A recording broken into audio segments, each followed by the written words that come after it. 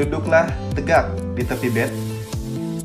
Jika tidak memungkinkan karena ada keluhan pusing, usahakan duduk tegak bersandar pada bed. Letakkan bantal pada pangkuan Anda.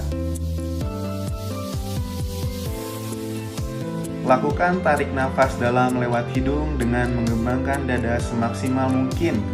Kemudian, hembuskan pelan-pelan lewat mulut.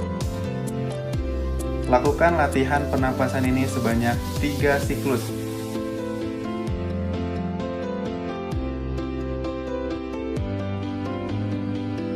Lakukan kembali tarik nafas dalam lewat hidung semaksimal mungkin. Kemudian, lakukan batuk yang kuat sebanyak 2 kali.